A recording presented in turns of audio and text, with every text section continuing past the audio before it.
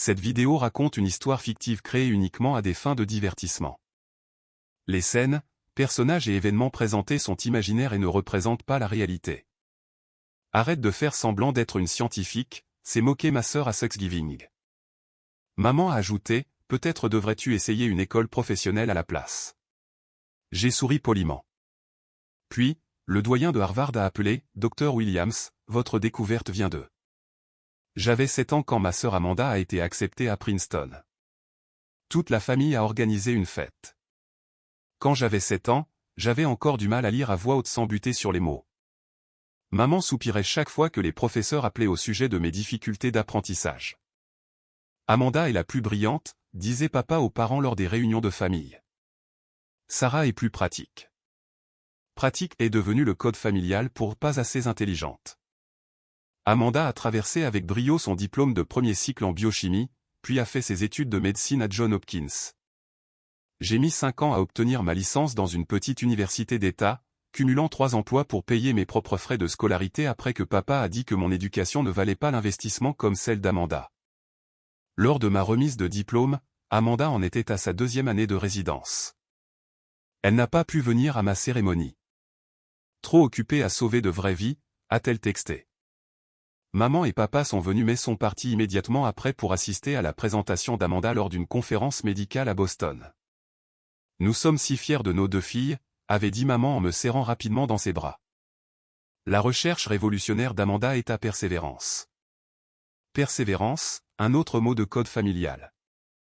Ce qu'il ne savait pas, c'est que pendant ces 5 années de premier cycle, j'avais fait plus que simplement persévérer. J'avais mené des recherches indépendantes dans un minuscule laboratoire auquel ma professeure de chimie m'avait donné accès après les heures de cours. Alors que tout le monde supposait que j'étais lente parce que je mettais plus de temps à obtenir mon diplôme, je passais en réalité 60 heures par semaine à mener des expériences, à analyser des données, à échouer des centaines de fois et à réessayer. Ma professeure, le Dr Chin, était la seule à voir ce que je faisais vraiment. Vous avez un esprit extraordinaire, Sarah, m'a-t-elle dit pendant ma 3e année. Le genre d'esprit qui voit des liens que les autres manquent. Ne laissez personne vous convaincre du contraire. Après mon diplôme, j'ai postulé à des programmes de doctorat. J'ai été rejeté par 17 universités. Amanda avait ri en l'apprenant. Peut-être que les études supérieures ne sont pas pour tout le monde, avait-elle dit lors d'un dîner de famille. Il n'y a aucune honte à trouver une voie différente. La 18e université était Harvard. Ils avaient vu ma proposition de recherche, les données préliminaires que j'avais recueillies dans le laboratoire du Dr Chin. Ils m'ont offert une bourse complète plus une allocation de recherche. J'ai accepté immédiatement mais je n'ai pas donné les détails à ma famille. Sarah a été admise dans un programme d'études supérieures, avait dit maman vaguement aux parents. Nous ne savons pas vraiment ce qu'elle en fera. Je les ai laissés penser ce qu'ils voulaient. J'étais trop occupé à travailler 18 heures par jour dans le laboratoire, poursuivant quelque chose qui m'avait captivé depuis mes recherches de premier cycle. Une nouvelle approche pour cibler les cellules cancéreuses sans détruire les tissus sains. Les méthodes traditionnelles étaient brutalement toxiques. Je voulais quelque chose de différent, quelque chose de précis. Ma famille me posait rarement des questions sur mon travail. Quand ils le faisaient, je gardais mes réponses brèves. Toujours au laboratoire, toujours en train de faire des recherches. Il hochait la tête poliment et changeait de sujet pour parler de la dernière réussite d'Amanda, de sa promotion au poste de médecin traitant, de sa publication dans le New England Journal of Medicine. 5 ans après le début de mon programme de doctorat, j'ai eu ma première grande percée. Le composé que je développais a montré des résultats sans précédent sur des modèles de laboratoire, détruisant les cellules cancéreuses avec une spécificité de 97% tout en laissant les cellules saines complètement intactes. Le Dr Chin, maintenant ma directrice de thèse, a fixé les données pendant 10 minutes d'affilée. Sarah, comprenez-vous ce que cela signifie? Ses mains tremblaient. Cela pourrait tout changer. J'ai soutenu ma thèse 3 mois plus tard. Dr Sarah Williams, doctorat en biochimie, Université Harvard. Mes parents sont venus à la soutenance mais semblaient confus par la présentation. Très technique, avait dit papa après. Je suis sûr que c'est impressionnant pour d'autres scientifiques. Amanda n'était pas venue du tout. Impossible de m'échapper de l'hôpital, a-t-elle texté. Après mon diplôme, Harvard m'a offert un poste de professeur adjointe et m'a donné mon propre laboratoire de recherche. À 29 ans, j'étais l'une des plus jeunes membres du corps professoral du département. La réaction de ma famille fut modérée. C'est bien, ma chérie, avait dit maman. Amanda vient d'être nommée chef de clinique. J'ai passé les 3 années suivantes à affiner mes recherches, à mener des essais cliniques, à publier des articles dans les revues les plus prestigieuses du domaine. Les résultats étaient extraordinaires. Les compagnies pharmaceutiques ont commencé à appeler. Les avocats spécialisés en brevets se sont impliqués. Ma famille n'en avait toujours aucune idée. Chaque réunion de famille était la même. Les réalisations d'Amanda occupaient le devant de la scène. Mon travail était une pensée secondaire, quelque chose qu'il ne comprenait pas et n'essayait pas vraiment de comprendre. Le Thanksgiving dernier, je suis arrivé chez mes parents seuls, comme d'habitude. Amanda est arrivée avec son fiancé, Marc, un cardiologue à succès. La maison était décorée de bannières félicitations, Amanda et Marc. Ils venaient de se fiancer. Sarah, m'avait accueilli maman à la porte. Tu es en avance. Nous sommes encore en train de préparer la célébration des fiançailles d'Amanda. Je savais pour les fiançailles depuis 3 semaines. Personne n'avait mentionné qu'il transformait Thanksgiving en fête pour Amanda. J'ai apporté une tarte, ai-je dit, en tendant le dessert que j'avais préparé à 3 heures du matin après avoir quitté le laboratoire. Oh, comme c'est gentil. Pose-la simplement dans la cuisine. Le traiteur d'Amanda avait apporté la plupart de la nourriture. La maison s'est remplie de parents. Tout le monde voulait entendre parler des fiançailles d'Amanda, de sa récente promotion au poste de chef de service adjointe de médecine, de son prochain article dans le JAMA. Je me suis assise sur le canapé, répondant aux questions polies sur mon travail avec des réponses vagues. Tu fais toujours des recherches? A demandé l'oncle Tom. C'est bien. Un travail stable, je suppose. Amanda tenait la vedette au centre de la pièce, sa bague de fiançailles scintillant à la lumière. Marc se tenait à ses côtés, fier et attentif. Ils formaient un couple remarquable, réussi, confiant, manifestement promis à un bel avenir. Sarah est toujours dans son petit laboratoire, ai-je entendu Amanda dire à un cousin. Très dévouée à ses expériences. C'est admirable, vraiment, la façon dont elle a trouvé sa niche. Sa niche. Comme si j'étais une créature étrange qui avait trouvé un petit trou pour se cacher. Le dîner a été servi à une longue table. Amanda et Marc étaient assis en bout de table avec mes parents. J'étais à l'autre extrémité, entre mon neveu adolescent et ma tante qui était presque sourde. La conversation coulait autour de moi, une rivière dont je ne faisais pas vraiment partie. Amanda, raconte à tout le monde ton dernier succès avec un patient, a suggéré maman, rayonnante. Amanda s'est lancée dans le récit d'un cas de chirurgie cardiaque compliqué sur lequel elle avait été consultée. Tout le monde écoutait avec une attention captivée. Quand elle a eu fini, des applaudissements ont éclaté. Incroyable, a dit papa, la voix pleine de fierté. Notre fille qui sauve des vies. J'ai pris une autre bouchée de dinde. Dans ma poche, mon téléphone a vibré. Je l'ai ignoré. C'était probablement le laboratoire. Quelque chose nécessitait toujours de l'attention. Sarah, tu fais toujours ces expériences? A demandé tante Carole d'une voix forte de l'autre côté de la table. Celle avec les souris. De la recherche cellulaire, ai-je corrigé doucement. Pas des souris. Des cultures cellulaires, principalement. C'est bien, ma chérie. Tu as l'occasion d'utiliser des microscopes? Amanda a ri. Sarah regarde à travers des microscopes depuis des années, tante Carole. C'est un travail très minutieux. Il faut beaucoup de patience. Elle m'a souri, un sourire qui n'atteignait pas tout à fait ses yeux. Sarah a toujours été patiente, persévérante. Voilà encore ce mot. Ça doit être très différent de la vraie médecine, a commenté Marc. Amanda me dit que vous travaillez toujours sur vos théories. Pas des théories, ai-je dit doucement.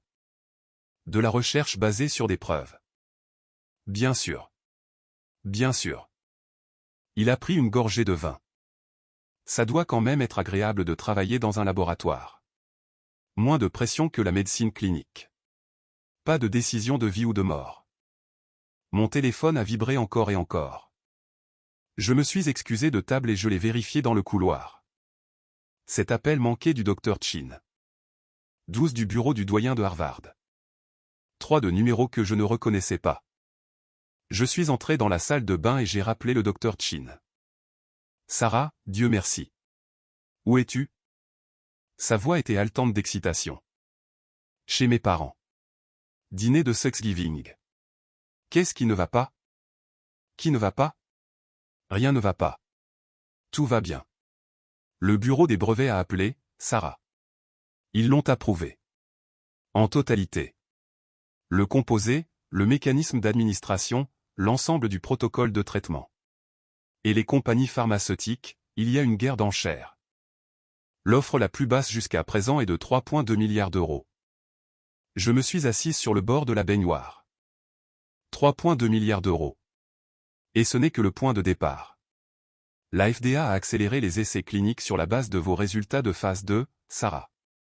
Ils appellent ça la plus grande percée dans le traitement du cancer en 50 ans.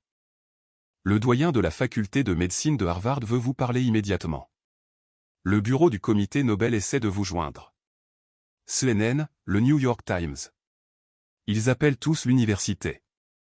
Où es-tu? Nous avons besoin de vous ici. Je suis au dîner de Thanksgiving. Sarah, vous devez retourner à Cambridge. Il y a une conférence de presse prévue pour lundi matin. C'est en train de se produire. Votre traitement va sauver des millions de vies. Je me suis regardé dans le miroir de la salle de bain. La même personne que j'avais toujours été. Le même visage que ma famille avait toujours considéré comme celui de la fille la moins impressionnante. Je serai là dimanche soir, ai-je dit. Laissez-moi d'abord finir de dîner avec ma famille. Votre famille doit être si fière, a dit le Dr Chin. C'est extraordinaire. J'ai raccroché et je suis retourné à table. Amanda racontait maintenant une histoire sur un patient difficile, démontrant son brillant contact avec les patients. Tout le monde riait aux moments appropriés. Je me suis rassise. Mon neveu m'a regardé avec curiosité. Ça va? Tu as l'air bizarre. Je vais bien, ai-je dit. La conversation a continué autour de moi. Les réalisations d'Amanda, les succès de Marc, leur plan de mariage. J'ai fini ma dinde et mes patates douces. Mon téléphone continuait de vibrer dans ma poche. Je l'ai ignoré. Après le dîner, nous sommes passés au salon pour le dessert. Le gâteau de fiançailles d'Amanda trônait en bonne place, une pièce montée imposante décorée de fleurs en sucre. Ma tarte était sur le côté, à peine touchée. Sarah, tu as été terriblement silencieuse, a dit maman en servant le gâteau. Tout va bien avec tes recherches. Ça va, ai-je dit. Tu joues toujours avec des tubes à essai. A gloussé l'oncle Tom. Quand vas-tu faire quelque chose de concret avec ce beau diplôme? Amanda est intervenue avant que je puisse répondre. Sarah est très engagée dans son travail. C'est juste différent de la pratique clinique, plus théorique. Elle s'est tournée vers moi avec ce même sourire pas tout à fait bienveillant. Tu essaies toujours de guérir le cancer? C'est ton projet fétiche depuis des années, n'est-ce pas? Je travaille dans la recherche en oncologie. Oui. Si ambitieuse, a-t-elle dit, et d'une manière ou d'une autre, cela sonnait comme une critique. Arrête de faire semblant d'être une scientifique, Sarah. Nous savons tous que la recherche fondamentale est là où vont les gens qui ne peuvent pas gérer la vraie médecine. Le silence s'est fait dans la pièce. Quelques rires gênés. Maman est intervenue rapidement. Voyons, Amanda. Non, je suis sérieuse, a continué Amanda, s'échauffant sur son sujet. Son succès l'avait rendue audacieuse, confiante en sa supériorité. Sarah est dans ce laboratoire depuis quoi, 8 ans maintenant? Et qu'est-ce qui en est ressorti? Quelques articles publiés que personne ne lit. Pendant ce temps, moi, je sauve réellement des vies chaque jour à l'hôpital. Elle a regardé autour d'elle, cherchant du soutien. Je dis juste ce que tout le monde pense. Il est peut-être temps que Sarah envisage une autre voie. Peut-être essayer une école professionnelle à la place. Il n'y a rien de mal à être technicienne de laboratoire. Un travail très respectable. Marc a hoché la tête en signe de soutien. Amanda a raison. La recherche universitaire, c'est bien pour certaines personnes, mais c'est en médecine clinique que l'on fait vraiment une différence. Papa s'est agité, mal à l'aise. Eh bien, Sarah a toujours été plus adaptée au travail de fond. Tout le monde ne peut pas gérer la pression des soins aux patients comme Amanda. Exactement, a dit Amanda. Sarah a trouvé son niveau. Il n'y a aucune honte à cela. Elle est douée pour suivre des protocoles, faire des tâches répétitives, très minutieuses. Elle a dit cela comme si elle complimentait une assistante particulièrement bien formée. J'ai souri poliment et n'ai rien dit. Mon téléphone vibrait en continu. Maintenant, le bureau du doyen de Harvard. Un numéro en 617. J'ai reconnu celui du président de l'université. Le fait est, a poursuivi Amanda, enhardie par mon silence, que certaines personnes sont faites pour diriger, pour innover, pour être à la pointe de la médecine. Et d'autres sont faites pour être du personnel de soutien. Sarah est plutôt du type personnel de soutien. J'ai toujours su ça d'elle. Elle a tellement essayé de te suivre, a dit maman, voulant bien faire mais empirant les choses. Depuis que vous êtes enfant, mais tu es juste naturellement brillante, Amanda. Sarah a dû travailler tellement plus dur pour tout.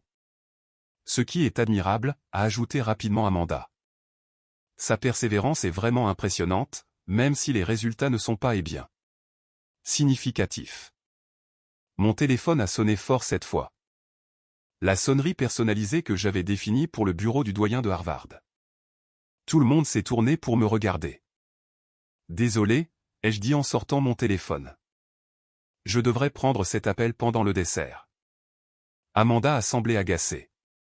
Ton petit laboratoire ne peut pas attendre? Je me suis levé et j'ai répondu à l'appel. Dr Williams à l'appareil. Sarah. La voix du doyen Richardson a retenti dans le haut-parleur, assez fort pour que plusieurs personnes à table puissent entendre. Nous avons essayé de vous joindre tout l'après-midi. Où êtes-vous? Dîner de Thanksgiving en famille, doyen Richardson. Eh bien, revenez ici immédiatement. Toute la communauté médicale essaie de vous joindre. Avez-vous une idée de ce qui s'est passé? Votre brevet a été approuvé et les enchères ont atteint 4,1 milliards d'euros. Pfizer vient d'entrer dans la course. La FDA qualifie votre traitement de l'avancée la plus significative en oncologie depuis le développement de la chimiothérapie. Nous avons besoin de vous pour des interviews. 60 minutes vous veut demain. Le bureau du comité Nobel a appelé 3 fois. Sarah, votre découverte va révolutionner le traitement du cancer à l'échelle mondiale. Nous parlons de sauver des dizaines de millions de vies. La faculté de médecine de Harvard organise une conférence de presse lundi, et le président veut que vous preniez la parole à la Maison-Blanche le mois prochain. La pièce était devenue complètement silencieuse. Tout le monde me dévisageait. Je comprends, doyen Richardson. Je serai de retour demain soir. Demain? Sarah, cela ne peut pas attendre. Le monde a besoin de vous entendre. Vous êtes sur le point de devenir la chercheuse médicale la plus célèbre de cette génération. Lundi matin, alors. Je serai là dimanche soir. Bien. Mais Sarah, félicitations. Ce que vous avez accompli est extraordinaire. Votre mécanisme de ciblage cellulaire est du pur génie. Toute la communauté scientifique est en admiration. J'ai raccroché. Le silence dans la pièce était assourdissant. Le visage d'Amanda était devenu pâle. De quoi s'agissait-il? Mon téléphone a sonné de nouveau immédiatement. Cette fois, un numéro avec un indicatif de pays suédois. Je connaissais ce numéro. L'Assemblée Nobel de l'Institut Karolinska. J'ai répondu. Dr Sarah Williams. Dr Williams, ici le professeur Anderson du Comité Nobel de Physiologie ou Médecine. Nous avons tenté de vous joindre concernant votre percée dans la thérapie ciblée contre le cancer. Le comité aimerait discuter de vos recherches et de leurs implications. Seriez-vous disponible pour un appel lundi matin? Oui, professeur. Lundi matin me convient parfaitement. Excellent. Et puis-je vous offrir mes félicitations personnelles? Votre travail est tout simplement révolutionnaire. Nous nous parlerons lundi. J'ai raccroché et j'ai regardé ma famille. Ils étaient tous figés, les fourchettes à mi-chemin de la bouche, me fixant comme si j'avais une deuxième tête. Sarah, a dit maman lentement. Est-ce qu'il a dit et comité Nobel? Oui. Et le doyen a dit 4 milliards d'euros? La voix de papa s'est brisée sur le chiffre. 4,1 milliards, bien que je m'attende à ce que ça monte. Plusieurs compagnies pharmaceutiques sont en train d'enchérir. Amanda s'est levée brusquement. De quoi parles-tu? Quel brevet? Quelle percée? J'ai sorti mon téléphone et j'ai ouvert mes courriels. J'ai transféré les documents d'approbation du brevet à la discussion de groupe de la famille. Mes recherches des 8 dernières années. Un nouveau composé qui cible les cellules cancéreuses avec une spécificité de 97% tout en laissant les tissus sains intacts. Il a passé avec succès les essais cliniques de phase 1 et de phase 2. La FDA l'a accéléré pour la phase 3. Les premières projections suggèrent qu'il pourrait prolonger les taux de survie des patients atteints de cancer de stade 4 de 15 ans en moyenne, avec une qualité de vie considérablement améliorée. Je les ai regardés ouvrir leur téléphone, leur visage tandis qu'ils essayaient de comprendre le langage technique, l'ampleur de ce qu'ils lisaient. Mais tu es juste. La voix d'Amanda s'est éteinte. Tu fais de la recherche fondamentale. Tu n'es pas un vrai médecin. J'ai un doctorat de Harvard. Je suis professeur adjointe dans leur département de biochimie. Je dirige mon propre laboratoire de recherche et, depuis 3 heures, je suis la développeuse de ce que la FDA appelle la percée la plus significative dans le traitement du cancer en un demi-siècle. Marc avait l'air d'avoir la nausée. 4 milliards d'euros pour la licence du brevet? Oui, bien que je ne touche pas la totalité. Harvard en reçoit une part importante, tout comme mes partenaires de recherche, mais ma part sera substantielle. Maman s'est assise lourdement. Pourquoi ne nous as-tu rien dit? J'ai essayé pendant des années. Vous n'étiez pas intéressé. À chaque réunion de famille, chaque conversation sur mon travail, vous l'avez rejeté comme étant des expériences et des théories. Vous m'avez dit que je n'étais pas faite pour la vraie médecine, que je devais trouver mon niveau au point. Les mains d'Amanda tremblaient. Tu nous as laissé penser que tu échouais. Tu nous as laissé penser que tes recherches n'allaient nulle part. Je ne vous ai rien laissé penser. Vous avez supposé. Je vous ai corrigé à plusieurs reprises. Vous n'avez tout simplement pas écouté. Vous étiez trop occupé à être la personne qui réussit, la personne brillante, celle qui faisait vraiment une différence. Le visage de papa était devenu rouge.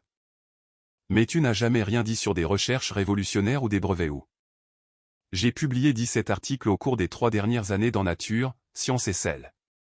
J'ai fait des présentations à la conférence de l'Association américaine pour la recherche sur le cancer à 2 reprises. J'ai fait l'objet d'un portrait dans la MIT Technology Review l'année dernière. Vous n'avez jamais demandé à en lire un seul. Vous n'êtes jamais venu à aucune de mes présentations. Vous êtes allé à celle d'Amanda, à chaque fois. Ces revues, à commencer l'oncle Tom, sont les publications scientifiques les plus prestigieuses au monde, ai-je terminé. Amanda le sait. Elle les lit pour son propre domaine. Elle a vu mon travail. Elle a juste choisi de l'ignorer. La bague de fiançailles d'Amanda a brillé à la lumière alors qu'elle s'agrippait au bord de la table. Tu m'as fait passer pour une idiote. Non, tu as fait ça toute seule. Je te dis depuis 8 ans que mes recherches étaient importantes. Tu as choisi de croire que je jouais dans un laboratoire parce que je n'étais pas assez bonne pour la médecine clinique. Tu as choisi de te moquer de moi à chaque occasion, de rappeler à tout le monde que tu étais la sœur qui réussissait et que j'étais juste persévérante au point. Mon téléphone a de nouveau vibré. Le New York Times. Puis la BBC. Je dois y aller, ai-je dit en me levant. Je dois me préparer pour la conférence de presse de lundi et je devrais probablement commencer à retourner ces appels. Apparemment, le gouverneur veut me décerner une récompense et le président me veut à la Maison Blanche. Sarah, attends. Maman a tendu la main vers moi. Nous ne savions pas. Nous ne comprenions pas. Vous ne vouliez pas comprendre. C'est différent. J'ai pris mon manteau dans le couloir. Derrière moi, la pièce a explosé dans le chaos. Amanda pleurait. Papa cherchait frénétiquement mon nom sur Google. Maman essayait de lire les documents du brevet sur son téléphone. L'oncle Tom disait à qui voulait l'entendre qu'il avait toujours su que j'étais brillante. Je suis sorti vers ma voiture. Mon téléphone a de nouveau sonné. Le doyen. Êtes-vous sur le chemin du retour? Oui. Je serai là avant minuit. Bien. Je viens de raccrocher avec la Fondation Lasker. Sarah, ils veulent vous donner le prix de la recherche médicale fondamentale. Et on parle d'un breakthrough prize. Votre traitement va tout changer. Chaque patient atteint de cancer dans le monde bénéficiera de votre travail. J'ai conduit jusqu'à Cambridge en silence, mon téléphone s'illuminant d'appel après appel. Au moment où j'ai atteint mon appartement, la nouvelle avait éclaté. Une chercheuse de Harvard développe un traitement révolutionnaire contre le cancer était en tendance sur toutes les plateformes de médias sociaux. La photo de mon université était partout. Dimanche matin, je me suis réveillé avec 847 courriels non lus et 92 messages vocaux. 23 provenaient de ma famille. Je n'en ai écouté aucun. La conférence de presse de lundi était surréaliste. Le doyen Richardson m'a présenté comme l'un des esprits les plus brillants de sa génération. La salle était bondée de journalistes, de chercheurs, de représentants pharmaceutiques. Les flashs des appareils photo crépitaient en continu. J'ai expliqué mes recherches en des termes que le grand public pouvait comprendre. Les questions ont duré 2 heures. Lorsque j'ai mentionné les améliorations prévues du taux de survie, plusieurs personnes dans le public se sont mises à pleurer. Après la conférence de presse, le docteur Chin m'a pris à part. L'offre finale est arrivée. 5,7 milliards d'euros d'un consortium de compagnies pharmaceutiques. Ils veulent accélérer la production immédiatement. Sarah, votre traitement pourrait être disponible pour les patients d'ici 18 mois. C'est plus rapide que ce à quoi je m'attendais. La FDA en fait une priorité. Vos résultats de phase 2 étaient trop convaincants pour être ignorés. Ce n'est pas seulement une percée, Sarah. C'est une révolution. Mon téléphone a sonné. Ma mère. Je l'ai laissé aller à la messagerie vocale. Mardi matin, j'étais en couverture du magazine Time. La scientifique qui a changé le traitement du cancer pour toujours. L'article détaillait mes recherches, mes années de travail, ma percée. Il mentionnait, presque comme une pensée secondaire, que j'avais une sœur qui était médecin. Amanda a appelé 17 fois ce jour-là. Je n'ai pas répondu. Mercredi, j'ai reçu une invitation formelle de la Maison Blanche. Le président voulait me remettre la médaille nationale de la science. La cérémonie aurait lieu dans 2 mois. Jeudi, ma mère s'est présentée à mon laboratoire sans prévenir. La sécurité m'a appelé à la réception. Sarah, s'il te plaît. Nous devons parler. Je suis très occupé, maman. J'ai des interviews avec la BBC et The Economist cet après-midi. Je sais que nous avons fait des erreurs. Je sais que nous n'avons pas apprécié ce que tu faisais, mais tu es toujours notre fille. Nous sommes toujours ta famille. Le suis-je? Parce que pendant les 15 dernières années, vous avez très clairement montré qu'Amanda était la fille qui valait la peine d'être célébrée. J'étais juste la persévérante, celle qui n'était pas tout à fait assez bonne. Ce n'est pas vrai. C'est vrai. Vous l'avez dit vous-même, encore et encore. Vous ne vous attendiez simplement pas à ce que je réussisse malgré votre mépris. Vous pensiez que j'accepterais ma place de fille inférieure et que je serais reconnaissante pour les miettes d'attention que vous m'offriez. Elle pleurait maintenant. S'il te plaît, ne nous rejette pas, Amanda est dévastée. Elle ne comprenait pas. Aucun de vous n'a compris. Parce que vous n'avez pas essayé de comprendre. Je vous ai donné toutes les opportunités. Vous avez choisi de croire que j'échouais parce que c'était plus facile que d'accepter que je puisse réussir d'une manière que vous ne pouviez pas mesurer. Que veux-tu que nous fassions? Je l'ai regardée. Cette femme qui m'avait élevé, qui m'avait aimé à sa manière, mais qui m'avait toujours trouvé quelque peu déficiente par rapport à ma brillante sœur. Je veux que vous rentriez à la maison. Je veux que vous pensiez aux 15 dernières années. Chaque mépris, chaque supposition, chaque fois que vous avez choisi de ne pas poser de questions sur mon travail parce que vous aviez déjà décidé que ce n'était pas important. Et ensuite, je veux que vous vous demandiez pourquoi il a fallu un brevet de 4 milliards d'euros et un appel du comité Nobel pour que vous me voyiez comme quelqu'un digne de votre attention. Sarah. Je dois retourner à mon laboratoire. J'ai du travail à faire. Un travail qui va sauver des millions de vies. Le travail que vous m'avez dit n'être que des expériences au point. Je suis parti, retournant à mon laboratoire, à mes recherches. Mon téléphone continuait de sonner. Papa, l'oncle Tom, tante Carole, des parents dont je n'avais pas eu de nouvelles depuis des années, voulant soudainement me féliciter, me dire qu'ils avaient toujours cru en moi. Je les ai tous mis en sourdine et je me suis remise au travail. L'annonce du prix Nobel est arrivée en octobre. Prix Nobel de physiologie ou médecine pour le développement de nouvelles thérapies ciblées contre le cancer. J'étais la plus jeune femme à le recevoir. Amanda a envoyé des fleurs à mon hôtel à Stockholm. La carte disait « Je suis désolé. Je suis si fier de toi. » J'ai laissé les fleurs dans la chambre quand j'ai fait mon check-out. Au banquet Nobel, j'étais assise à côté d'un physicien qui avait gagné pour son travail sur l'informatique quantique. « Votre famille doit être incroyablement fière », a-t-il dit. « Je suppose qu'ils le sont maintenant », ai-je répondu. Bien qu'il n'ait pas été particulièrement intéressé jusqu'à ce que cela s'accompagne d'un prix d'1 milliard d'euros et d'une reconnaissance internationale. Il a ri. La malédiction du scientifique. Personne ne comprend ce que nous faisons jusqu'à ce que cela change le monde, ou jusqu'à ce que cela fasse la une des journaux. Ma première patiente à recevoir le traitement était une fillette de 6 ans atteinte d'un neuroblastome de stade 4. Son pronostic était de 6 mois. 3 mois après le début de mon protocole de traitement, ses tumeurs avaient diminué de 83%. Les oncologues qualifiaient cela de miraculeux. Je me suis assise avec sa mère dans le couloir de l'hôpital après avoir examiné les derniers scanners. « Vous avez sauvé la vie de ma fille », a-t-elle dit en me tenant les mains. « Comment pourrais-je jamais vous remercier ? Vous n'avez pas besoin de me remercier. C'est pour cela que je suis devenu scientifique. » Ce soir-là, j'ai finalement écouté les messages vocaux d'Amanda. Il y en avait 47, s'étalant sur les 8 mois depuis Thanksgiving. La première douzaine était en colère, sur la défensive. Ceux du milieu étaient suppliants. Les plus récents étaient différents. Sarah, j'ai regardé ton interview sur 60 minutes.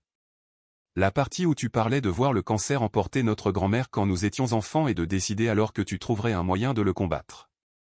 J'avais oublié ça. J'avais oublié que c'est toi qui lui tenais la main pendant la chimio. J'étais trop sensible. Tu avais 11 ans et tu étais déjà plus courageuse que je ne l'ai jamais été. J'ai sauvegardé ce message vocal mais je ne l'ai pas rappelé.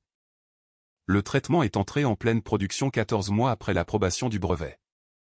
Il a été rendu disponible dans le monde entier avec des prix subventionnés pour les pays en développement. Le consortium pharmaceutique a projeté qu'il atteindrait 10 millions de patients dès la première année.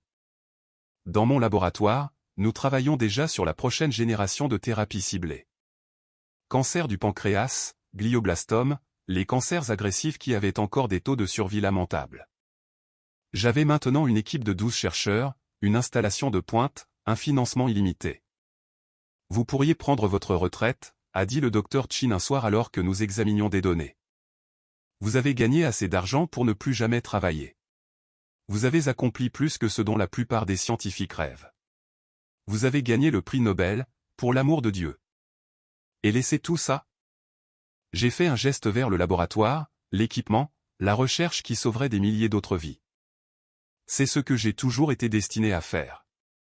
Ma famille ne pouvait tout simplement pas le voir. Leur avez-vous parlé ? Ma mère envoie des courriels. Amanda appelle toutes les quelques semaines. Je ne réponds généralement pas.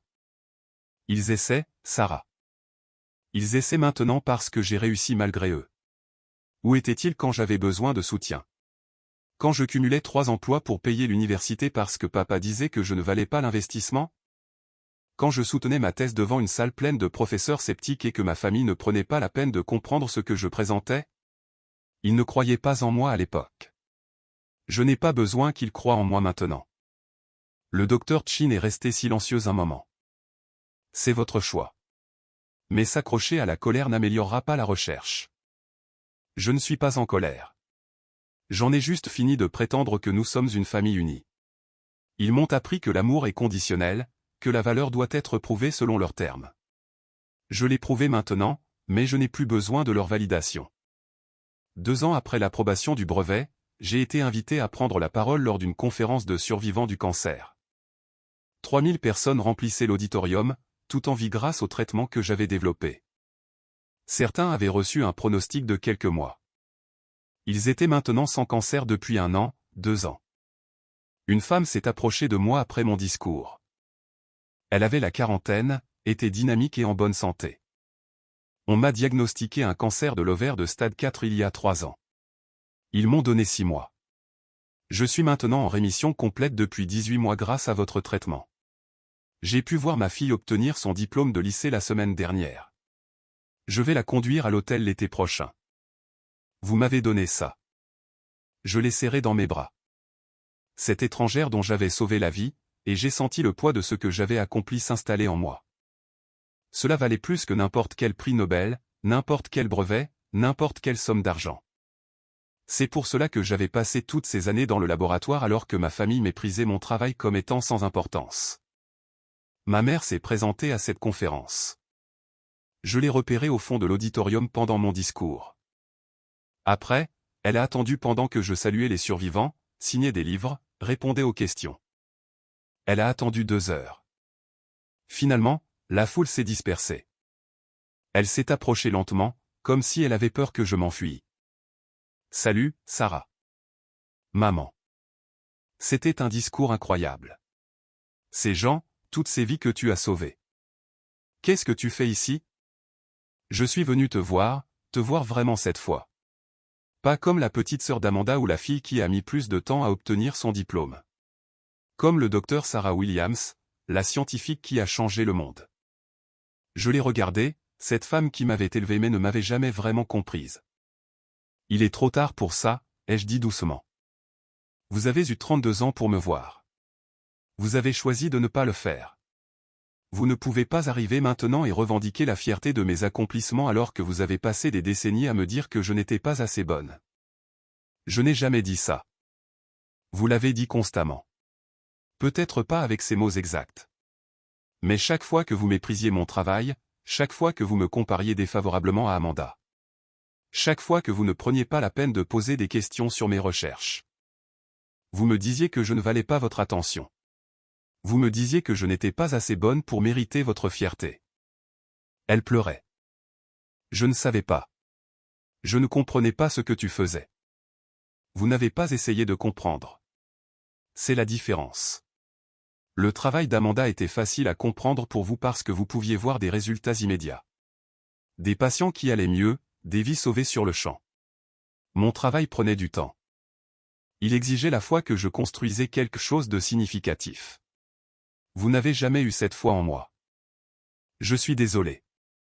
Je sais que vous l'êtes. Mais des excuses ne me rendent pas ces années. Des excuses n'effacent pas les dégâts. Vous m'avez appris que ma valeur devait être prouvée par une validation externe. Que je devais accomplir quelque chose de spectaculaire avant de mériter votre amour. Et vous savez quoi? J'y suis parvenu. J'ai dépassé toutes les mesures de succès possibles. Mais je l'ai fait sans votre soutien.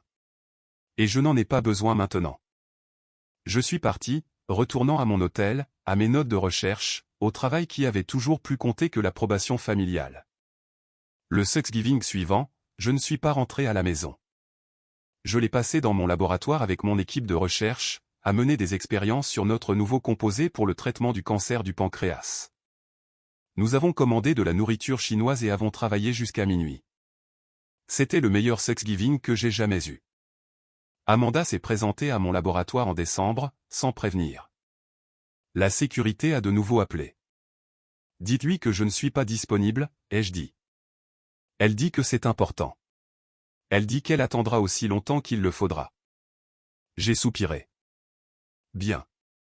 10 minutes. Elle avait l'air différente. Plus petite, moins confiante en quelque sorte. La brillante chirurgienne qui avait toujours été si sûre de sa supériorité semblait maintenant incertaine, presque fragile. Merci de me recevoir. Tu as 10 minutes. Je suis en thérapie depuis 6 mois maintenant, pour comprendre pourquoi j'avais besoin de te rabaisser pour me sentir réussi, pourquoi je ne pouvais pas célébrer tes accomplissements. Tant mieux pour toi. La thérapeute a dit que j'étais menacé par toi, que je voyais ton intelligence et ta détermination et que je me sentais inférieur, alors je devais minimiser ton succès pour protéger mon ego. Elle a dit que j'étais toujours en compétition avec toi, même quand tu n'étais pas en compétition avec moi. C'est entre toi et ta thérapeute. Sarah, j'essaie de m'excuser. Vraiment. M'excuser. Pas parce que tu as gagné un prix Nobel ou gagné des milliards d'euros, mais parce que j'ai été une sœur terrible. Parce que j'ai passé toute notre vie à te démolir alors que j'aurais dû te soutenir. D'accord. D'accord? C'est tout ce que tu as à dire? Qu'est-ce que tu attends de moi, Amanda? Le pardon? La réconciliation? Une relation où nous prétendons que les 15 dernières années n'ont pas eu lieu? Je n'ai pas l'énergie pour ça. Je suis trop occupé à sauver des vies. Le travail que tu disais ne pas être de la vraie médecine. Point. J'avais tort. Oui, tu avais tort. Et peut-être qu'un jour cela aura de l'importance pour moi. Mais en ce moment, j'ai des recherches à terminer, des patients qui ont besoin de traitement, et un monde qui prend enfin les femmes en sciences au sérieux grâce à ce que j'ai accompli. Je n'ai pas le temps de gérer ta culpabilité. Tu me manques. L'idée de moi te manque, la petite sœur qui était censée rester à sa place, qui était censée être reconnaissante pour des miettes d'attention. La vraie moi ne te manque pas parce que tu n'as jamais connu la vraie moi. Tu étais trop occupé à être la star pour remarquer que je devenais le soleil. Je suis retourné à mon laboratoire, la laissant debout dans le hall. Mes 10 minutes étaient écoulées. 3 ans après ce dîner de Thanksgiving, j'ai été nommé l'une des 100 personnes les plus influentes du monde par le magazine Time. Le portrait a été écrit par un lauréat du prix Nobel de chimie. Il a qualifié mon traitement contre le cancer de la percée médicale la plus significative du XXIe siècle et a prédit qu'il sauverait plus de 100 millions de vies au cours de la prochaine décennie. Ma famille a envoyé des félicitations. J'ai renvoyé des messages de remerciements polis. Nous sommes cordiaux maintenant, à la manière de parents éloignés qui se voient lors de rassemblements obligatoires. J'assiste à Noël de temps en temps, partant toujours tôt pour le travail de laboratoire. Amanda et moi échangeons des banalités. Maman essaie trop fort de poser des questions sur mes recherches. Papa dit aux gens que je suis une scientifique comme s'il testait un mot inconnu. Ils veulent le pardon. Ils veulent la réconciliation. Ils veulent que je dise que ce n'est pas grave, que je comprends, que la famille est ce qui compte. Mais j'ai appris quelque chose d'important pendant ces années où ils m'ont méprisé. La famille, ce n'est pas seulement la biologie. La famille, ce sont les gens qui croient en vous quand vous n'êtes personne, pas seulement quand vous êtes en couverture du magazine Time. La famille, c'est le docteur Chin qui a vu mon potentiel quand j'étais une étudiante de premier cycle en difficulté. La famille, c'est mon équipe de recherche qui travaille 18 heures par jour parce qu'ils croient en notre mission. La famille, ce sont les milliers de survivants du cancer qui m'envoient des cartes de remerciement, qui donnent mon nom à leurs enfants, qui ont pu vivre parce que je n'ai jamais abandonné. Ma famille biologique m'a appris que le succès mesuré selon leurs termes était le seul succès qui comptait. Ils m'ont appris que la validation externe était plus importante que la valeur interne. Ils m'ont appris que l'amour est conditionnel, que la fierté doit être méritée par des accomplissements qu'ils pouvaient comprendre et dont ils pouvaient se vanter. Ils avaient tort sur toute la ligne. Je suis le docteur Sarah Williams. J'ai un doctorat de Harvard. Je dirige l'un des laboratoires de recherche les plus prestigieux au monde. J'ai gagné le prix Nobel. J'ai sauvé des millions de vies et j'en sauverai des millions d'autres. Et j'ai fait tout cela sans avoir besoin que ma famille comprenne, croie ou soit fière. Leur fierté ne signifie plus rien pour moi maintenant. Mon travail parle de lui-même.